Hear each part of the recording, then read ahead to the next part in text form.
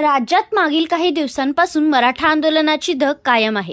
मराठा आरक्षणाविषयी कुठलीच ठोस भूमिका राज्य सरकारकडून घेतली गेली नसल्याने मराठा योद्धा मनोज जरांगे पाटील 10 फेब्रुवारीपासून अंतरवाली सराटी येथे आमरण उपोषणास बसले आहेत। गोपाळपूर येथे पंढरपूर तालुक्यातील सकल मराठा समाजाचा रास्ता रोको आंदोलन सुरू केले आहे। यावेळी वाहनांच्या रांगा लागल्या आहेत।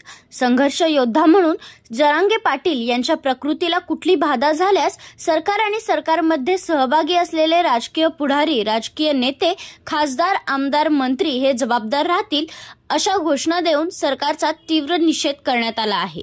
महाराष्ट्र सरकारने वाशी या ठिकाणी दिलेले आश्वासन जे मराठा समाजाला कुणबी प्रमाणपत्र देण्यासाठी सगळे सोयरे असा अध्यादेश काढून दिनांक 10 फेब्रुवारी रोजी विशेष अधिवेशन घेण्याचे शब्द न पाळल्यामुळे सरकारचा निषेध करण्यात आला। लवकरात लवकर विशेष अधिवेशन घेऊन मराठा समाजाला दिलेला आश्वासन सगळे सोयरेचा कायदा पारित करून संपूर्ण महाराष्ट्रातील मराठा समाजाला कुणबी प्रमाणपत्र वितरित करण्यात यावं अशी मागणी यावेळी करण्यात येत आहे।